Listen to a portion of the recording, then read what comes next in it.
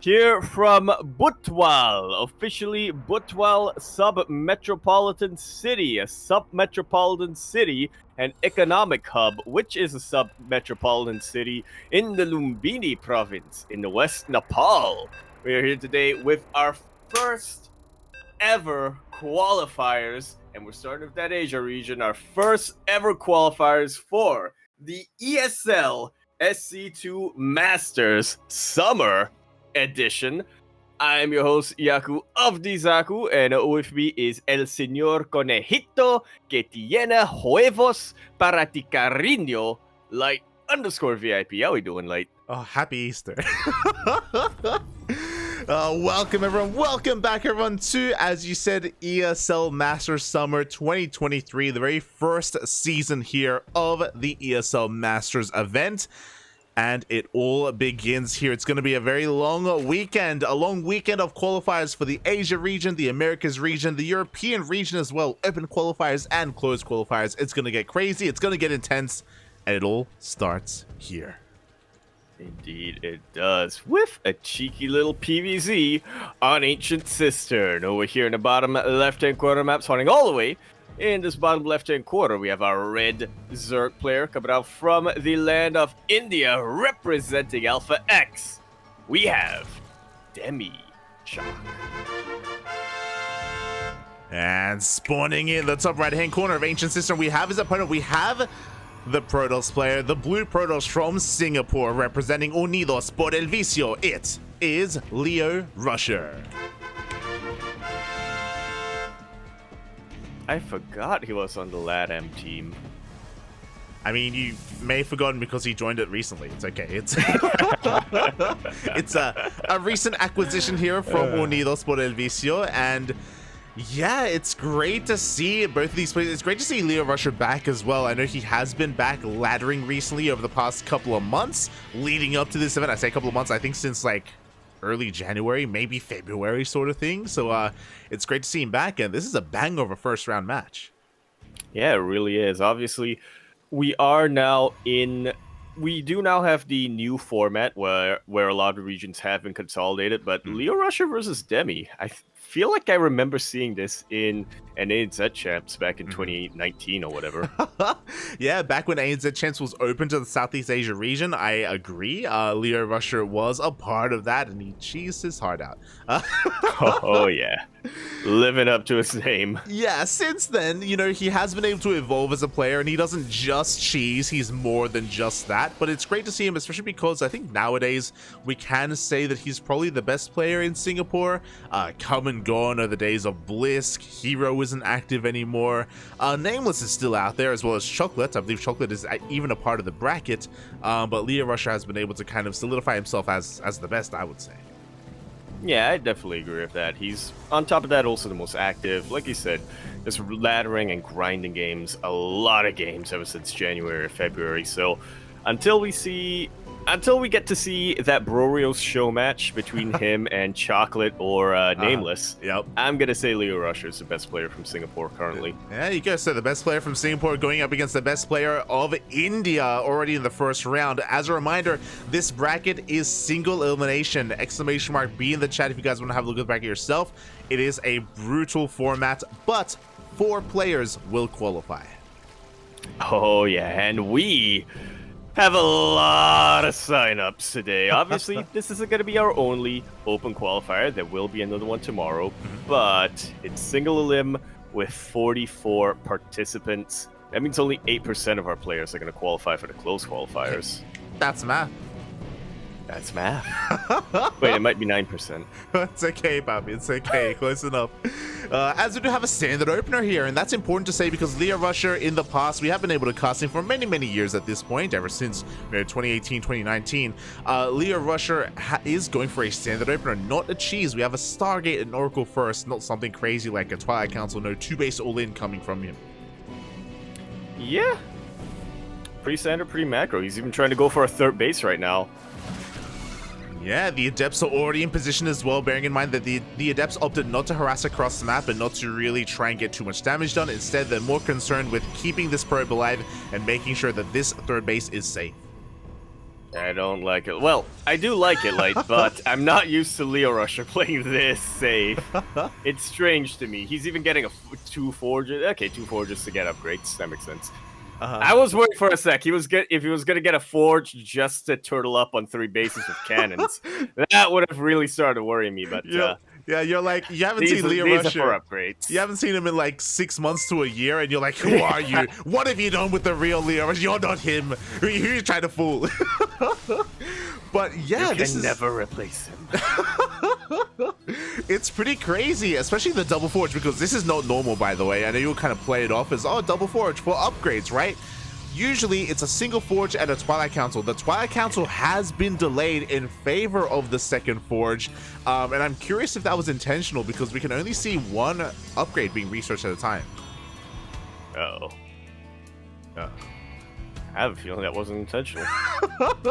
okay, now we see armor. Hey, he's just waiting for the minerals. Yeah, exactly. And that's the second Twilight. No, wait, no, it's not. That's a gateway.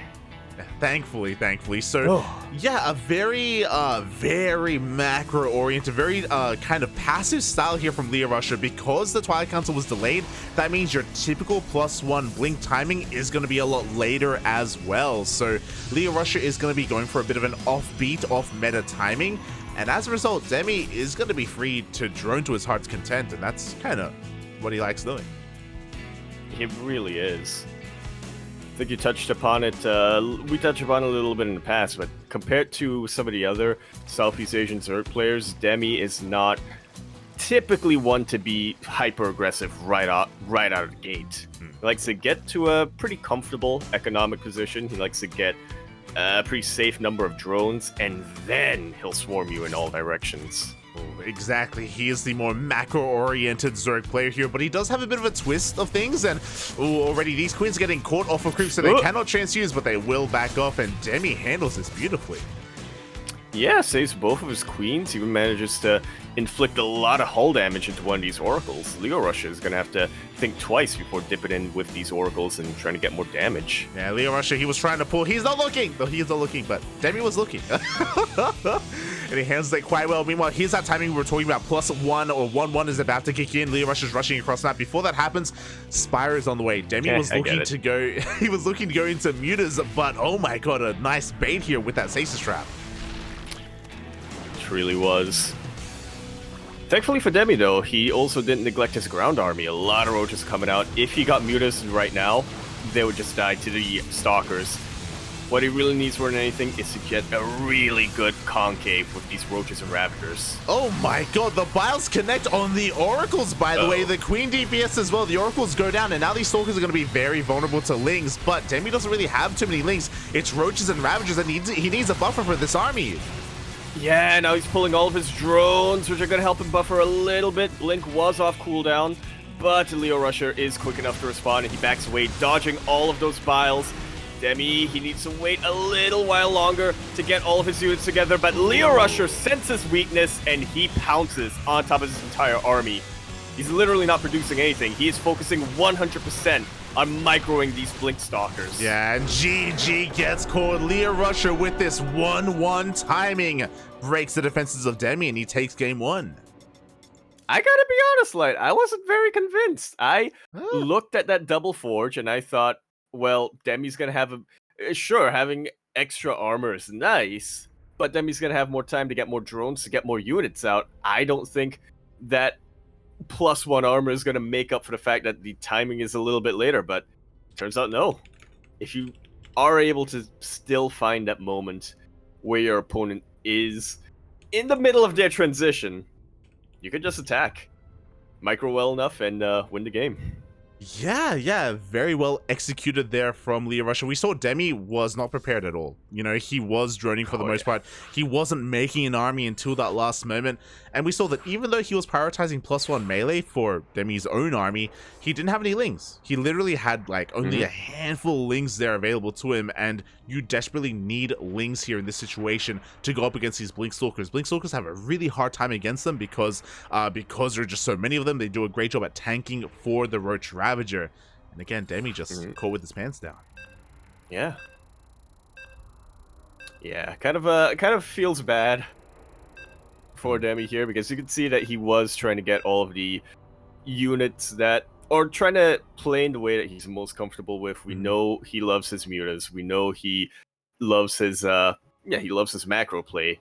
But LeoRusher somehow was able to just nullify all of that. Yeah, again, I'm pretty sure Demi just wasn't expecting that strong of a timing to hit him, because as you pointed out, LeoRusher, he wasn't taking a fourth, he wasn't probing from there, he was only making pure stalkers. His intent there was to end the game then and there. Indeed it was. But now, we're getting into game number 2, which is going to be on altitude, where we're here in the top right-hand corner of the map, spawning all the way in that top right-hand corner. We have our red Zerg player coming down from the land of India. He is the Shock who patrols the waters of the Zerg Muta Triangle. He is Demi, representing LFX. And spawning in the bottom left-hand corner of altitude, we have his opponent. We have the best player in all of Singapore, representing Unidos por el Vicio. It is LeoRusher. And now, I'm starting to get a little bit worried, lad, as Chad is reminding us, this is a single elimination bracket. Yeah. Since it's the first match, this is the best of 3.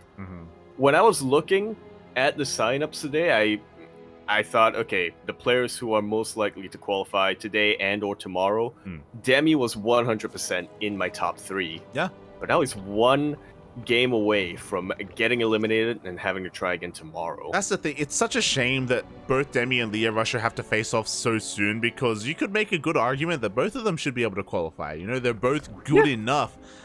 But the reality is that this is seeded by EPT points, and LeoRusher hasn't been the most active in recent years, right? Like, he's not necessarily there all the time, and Demi is, and as a result, they hit each other here, and that's just sometimes how things go. And yeah, it is such a shame that one of these players is going to be going down. I do have faith that they can both make it through, because there is a second qualifier tomorrow, but it is going to be rough. Yeah, definitely.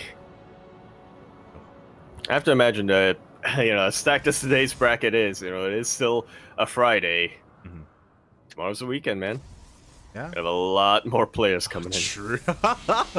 You're not wrong, mate. You're not wrong. It's going to get crazy, bub. It's going to get crazy. And I also love how, the rest of the scene is showing up in the chat. I saw Good Joy. Ranger's there as well. I love, like, the subtle nod, but also a little bit of shade from Ranger. He's like, mate, LeoRusher got a third. He's getting better. It's like, damn. I mean, you're not wrong. Yeah. It's great. He learned how to take a third base. Yeah. That's what happened in between the last time LeoRusher played. Ranger took him under his wing. True. Actually, I'm not sure. It's possible. Yeah, for those of you who are wondering about Ranger, why he isn't signed up today, that's because he's already seeded into the next round. Close qualifiers. Yeah, there you go. He is... Or actually, it's either close qualifiers he's seeded into, or the ESL Masters Asia event itself. Yeah, we'll have the main event. There we go. There you go. We'll have to double check on that, and we'll let everyone know who's been invited into what round. But before that happens, we do see a pretty standard opener from LeoRusher. We are on altitude, the largest map in the map pool. It's there's a lot of space here for a long macro game. We've seen a lot of sky toss as well, but is LeoRusher that kind of player? Already this time he's being a lot more aggressive with his initial 2 adepts, going to be killing one of those creep tumors. Yeah.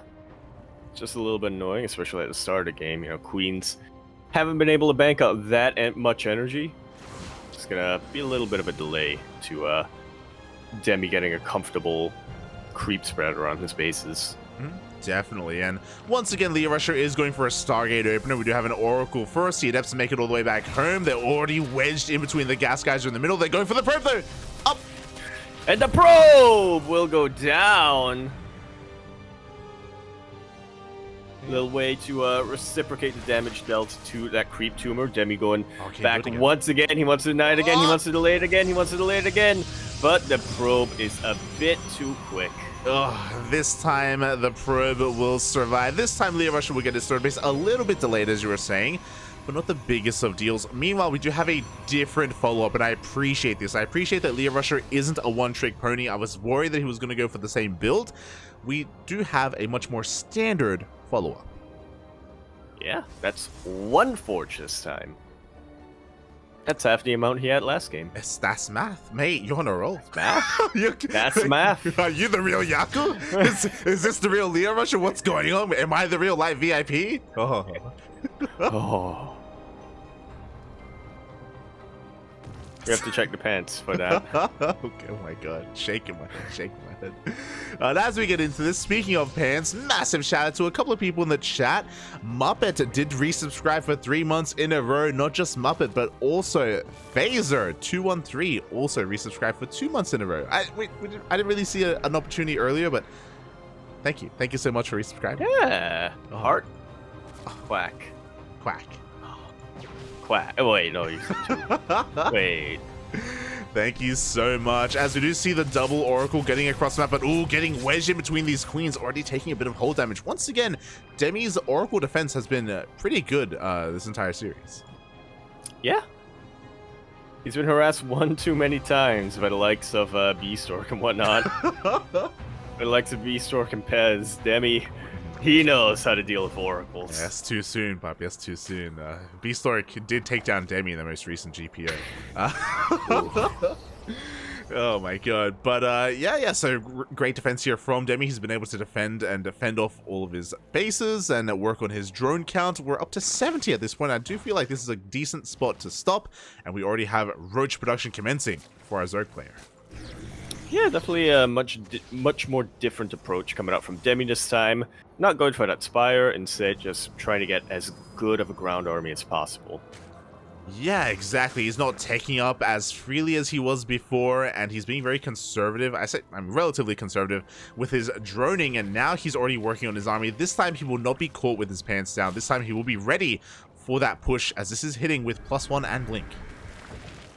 Yeah, definitely pretty terrifying, especially if these oracles can help with their DPS, but as long as Demi has a good enough position on the high ground, he should be able to fend this off, and we should be getting into the mid-game phase. Yeah, exactly. We do see a couple of lings being shaved off here and there, but with the amount of Roaches, Queens, and Ravagers, pushing up this ramp is going to be impossible, and there we go. LeoRusher, he recognizes that, he backs off and just, cleans up some of the creep tumors. I appreciate that. Coming out from LeoRusher to kind of switch gears a bit. Maybe I spoke too soon, however. As that's a forward gateway. That is a forward gateway. We have 10 gates in total. We don't have a 4th base behind this, so it looks like LeoRusher is going to be committing. Now he starts up a couple of probes, though. It looks like he's going to be looking to expand, and there we go. Demi has a ling here in position to scout for a 4th. Yeah. I like this. It's a bit of a synthesis between the LeoRusher of old and the LeoRusher of now.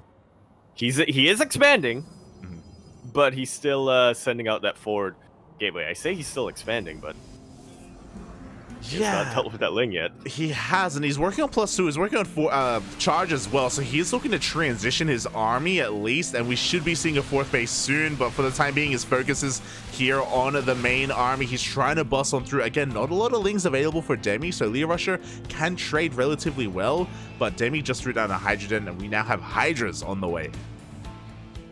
Yeah, it's super important for LeoRusher to get those charges out to act as a bit of a buffer for those Hydras. It's funny how PvZ plays out in it. First you want lings as a buffer, then you want zealots. Yeah, exactly. There's a bit of a yin and yang going on there. They do kind of mirror each other in a certain way, as the zealots are going to be coming on in. We do now have a 4th base. Finally, that ling was dealt with, but it feels like it took a little bit too long. LeoRusher, his 4th is very delayed, and Demi is about to max out. Yeah, LeoRusher is definitely a little bit tunnel vision.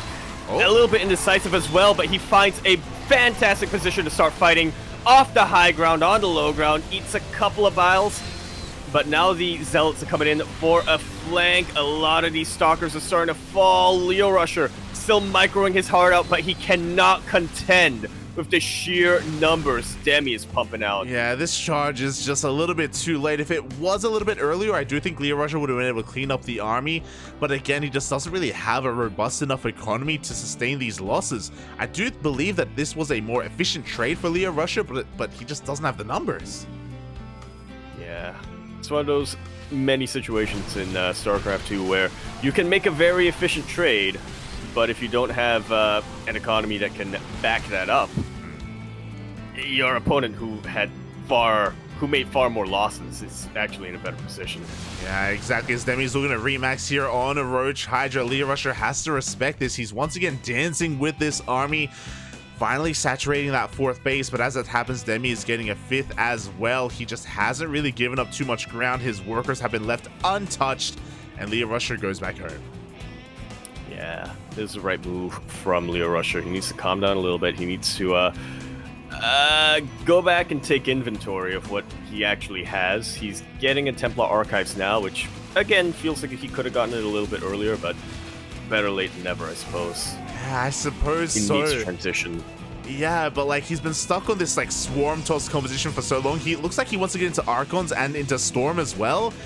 But before that happens, Demi is about to max out once again, and he's going to be rushing across the map. LeoRusher, this transition is a little bit too late. He was far too committed with that +1 timing, and now we can see that really punish him. Yeah. He has an army here to deal with half of Demi's army, but the other side of his base is completely exposed. A couple of Templar being warped in right now.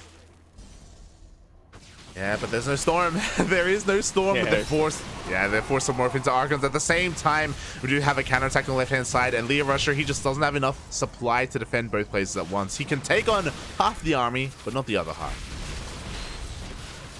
Yeah, and again, if LeoRusher got this 4th base a little bit earlier, I would say that losing 15 probes is still... He can still live with losing this many probes, but at this point, Demi's remaxed immediately. He's already making his way across the map to continue pummeling LeoRusher.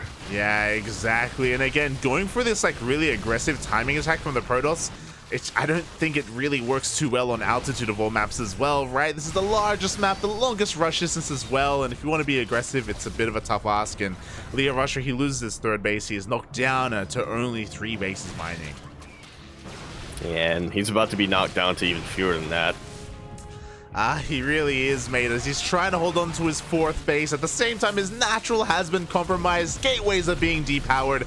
Demi is breaking through, and he just has too much Zerg. Just too much on the dance floor, mate. Too much everything, yeah. It's heating up. Oh, he's busting out all the moves. He's busting, Papi. As the Lings get into the middle lines, 28-30. 32 drones go down, and counting. Demi ties it up 1-1. Whoo, boy. Already we're getting a little bit spoiled here in our first match, going all the way to the ace match. Yeah. Only one can advance. Only one, mate. There can only be one. And who's it going to be? I do appreciate that LeoRusher tried a different build this game. It was a lot more flexible of a build, as we saw. But Demi was so good with that, with those scouting lings as well. I'm sure, we didn't get to see it, but I'm sure Demi tried to expand and take that, sorry, I'm sure LeoRusher tried to expand and take that 4th faster, but because of that ling, like, it was a little bit annoying to deal with, and it forced LeoRusher to stay on 3 bases longer than he wanted to. Yeah, that's definitely what it was.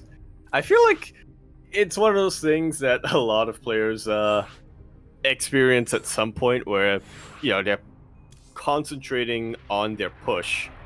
So when they're trying to go to get their expansion, they're like, let me get a worker, queue it up, go there, and then they forget about it. And then all of a sudden they look at the minimap and they're like, wait, what?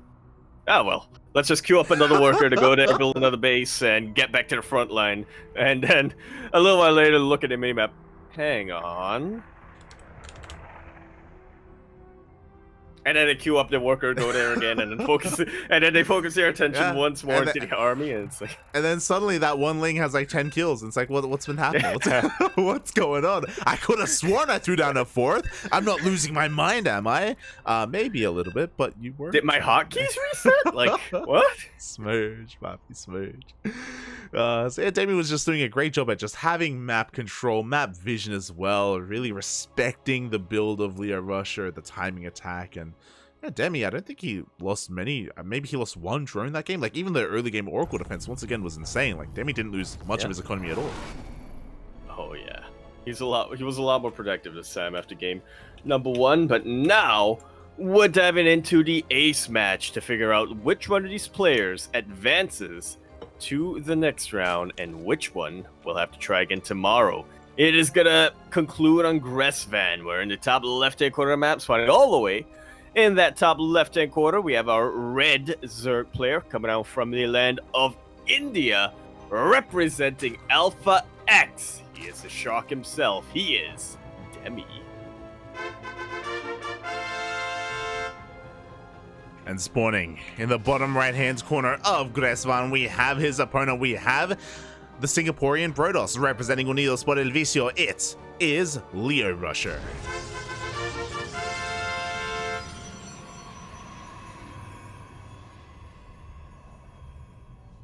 I did not, looking at this bracket initially at the start of today, I didn't think I would get this excited for Demi versus LeoRusher. I'm not gonna lie, like, you know, like I show up. I like to support my fellow Singapore boys, but you know, it's Demi we're talking about. But now this match actually does look like it's gonna be pretty dang competitive. It really does, and I mean, props to LeoRusher. Again, we've been casting him for many years, and he's always been around. He's always been in the scene, but he's always been around the middle of the pack. And this could be his chance, his opportunity to kind of strive a little bit further. He did make it into ANZ Champs that year, a couple of years ago, as you pointed out. But again, you know, we haven't really seen too much from him since then, and it does feel as if like he has evolved quite a bit as a player. Yeah. What's the next step from LeoRusher? It's Leo. Is he gonna be like Hon Mono, where he turns into Hon Macro? Yeah. Is that what? Yeah, that's what I was thinking. Leo Macro. Oh my god. Yeah, he may be looking to name change and pull a bit of an Oliveira, you know, and take up some Brazilian Jiu-Jitsu. Yeah, he'll be named Pele.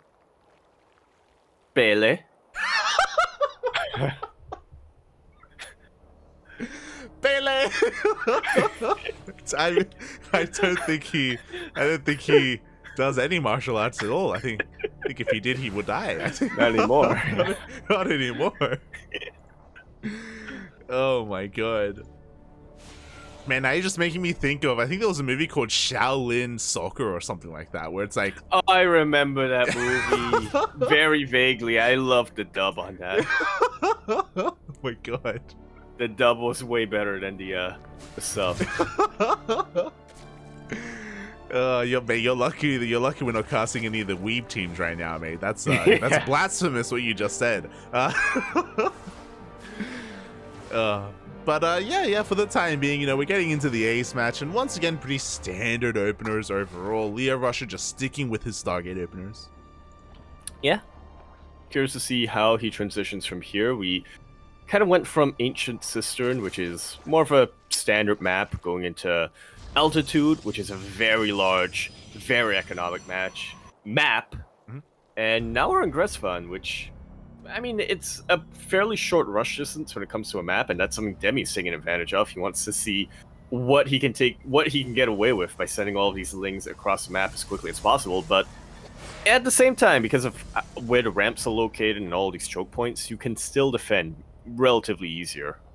Oh yeah, it is possible, but oh my god, we commit to the shade, and the depths get surrounded immediately. This time, LeoRusher, his third base is going to be delayed far longer. Uh-oh.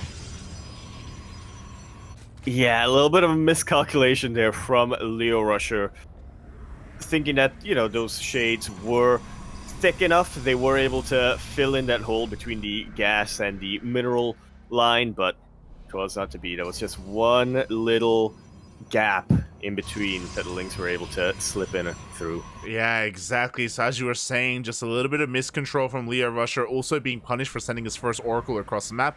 And LeoRusher is taking his third, but very late in comparison. He's forced to throw down his tech instead. And we can see his tech is very different. This is scouted, by the way. Demi does go in with his Overlord. He confirms the Twilight Council, not just the Twilight Council, but a Robo was thrown down here at the Natural. Not even one Forge? No Forge. With the Robo, we're going to be getting a faster Warp Prism, so we can be a little bit more aggressive. Oh my god, wait, this is a roundabout way to get into an Archon drop. Huh. Alrighty then. I mean, it is a roundabout way of getting into an Archon drop, but it does feel like strategies like this are starting to get a little bit more popular. I remember Creator pulled something off like this quite recently, of just getting the Archon drop not as quickly as possible, but at a point in time where the Zerg player will be trying to drone up. So sometimes it works out really well if your Zerg opponent doesn't see it coming, but in this case, Demi does scout it. He also scouts the Twilight Council researching, so it's not just going to be an Archon drop. I have a feeling that LeoRusher is going for another very aggressive timing, but this time with Archon Charge Button. Yeah, exactly. So LeoRusher just changing gears entirely. Meanwhile, there's that Archon drop that we were talking about. 4 High Templar are being morphed in. This does hit later than a regular Twilight Council Dark Shrine opener, Dark Shrine based Archon drop. So it is a little bit later, but it can still find some damage. As you were saying, we were casting WTL recently, and Creator did use this to great effect. Just kind of taking advantage of how offbeat and off timing this is. Yeah. And see, one of the advantages of that is, you know, you already get a couple of Overlords to be picked off. You can shave off the link count, whatever you can really get done. But at the same time, you're kind of expecting the Zerg player to have more defenses at this stage of the game. It was really based on, you know, just finding kinks in your armor. Yeah, and so far, you know, we get an Overlord, we trade against the Roaches, and a lot of the Roaches got low. We can see 2 in the red, but nothing died here. At least LeoRusher doesn't lose anything, only shields on his Archons. As we see the Zealots already being morphed in here, LeoRusher back at home is getting set up defensively with cannons, surprisingly. So it looks like he's anticipating a bit of a Ling counterattack, as likewise also looking to potentially take a 4th. Yeah, this time he actually does deal with the scouting Ling, so... There we go. Shouldn't be too late now. Yeah, meanwhile, here we go. We have an Archon dropping to the main base. At the same time, Zella run by in towards the 3rd as well. Demi is distracted in the main, and he is going to be losing at least the Queen, maybe some drones. Yeah, a handful of them starting to fall, but the Roaches do rotate around. Zealots trying to distract the Roaches as much as possible, hoping that they go to Wild Goose Chase, but Demi does not take the bait. Exactly, as LeoRusher is just defending back at home. He conserves some of his warp-ins, relies on cannons instead, and goes for a faster 4th base. So LeoRusher is going to be trying to be a little bit more defensive behind this, but he's still warping across the map. He goes for another Zealot warp-in into the main.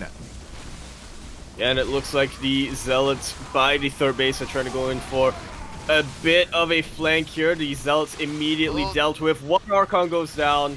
This definitely feels a little bit of a mistimed multi-prong attack, because only now are the Zealots making their way into that 3rd base, and they immediately get shredded by the Roaches. Yeah, that was a little bit wasteful from LeoRusher, especially losing that Archon in the main base. I was okay with it other than that, and of course sending another army towards the 3rd, and LeoRusher, his aggression has been deflected. He's getting ready back at home. He does have 3 Immortals, and 3 Immortals, they do pack quite a punch here. They're going to be amazing when it comes to the Roach counterattack, but there are also going to be Hydras mixed in. That they are. This is definitely a very potent army coming out from LeoRusher, but they have no buffer. They are not within range of any sort of shield batteries or anything like that. LeoRusher needs to position this and micro this perfectly to survive. Yeah, exactly, and he can't afford to lose these Archons either. Nice stasis trap though on the majority of those Roaches. But it looks like it's not going to be enough. All of the Archons fall. A handful of Zealots are coming in for a bit of a flank. The Warp Prism falls. So there's no micro ability for these Immortals. Demi is pressing forward, and he is holding down his Z key, his H key, and his R key, sending everything he can produce across the map to end the game. Yeah, honestly, or at least kill a base. If we just had maybe a wave of Zealots, maybe the Zealots that even died across the map that were sent towards the 3rd, we may have been able to defend these Immortals. They just needed something more in front of them to protect them as that buffer. Likewise, the Prism Micro wasn't what it needed to be. With it going down, we cannot save the Archons, we cannot save the Immortals, and Demi's just looking to remax and just push again. Yeah, once again, he didn't really take any economic damage to this Archon drop. He lost a couple of Queens, but barely lost any drones. He's been on 73 for the past 5 or so minutes. Very healthy economy at this point. And with that, he just instantly remaxes. Yeah, exactly. 200 supply. Here we go. He's pushing on forward. Once again, barely any zealots to really protect these immortals or archons. They're going down one after another, and these are expensive losses. We have a lot of immortals, which is really cool and all, but they're typically the backbone of the army, not the entire army. Oh, yeah. That's funny to think about. Yeah. Otherwise, you have the spine extend everywhere. Otherwise, it's just, it's just bones, it's just a skeleton. We need the muscle, we need the meat, and that's where the zealots come in, and the third base has been broken. And I have a feeling Demi's not going to be satisfied with just that third. He sees an opportunity. He sees all of these immortals out in the middle of the map, not hiding behind a wall, not within shield battery range, and he wants to end it. GG is called, and Demi will take that series 2-1.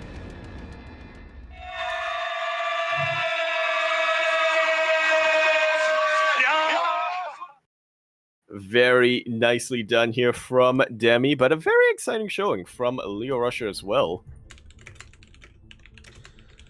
Yeah, definitely. Congratulations to Demi for advancing on forward. My condolences to LeoRusher as he is going to be eliminated from today's qualifier. It is only single elimination, so alas, you only have a single chance. But LeoRusher, he put up a good fight, especially in game number 1. In the following games, though, it did look as if Demi just needed to really just calm down, not be so greedy, respect the army and the potential of LeoRusher, take it slow, and yeah, Demi, his kind of more defensive style worked wonders. He just really focused on deflecting the first push and then counterattacking. Yeah, Demi, definitely a very versatile player, especially coming from the region. You could really tell he wanted to play aggressive. Or not necessarily aggressive, but he wanted to play that normal brutalist style that he loves to do in game number 1.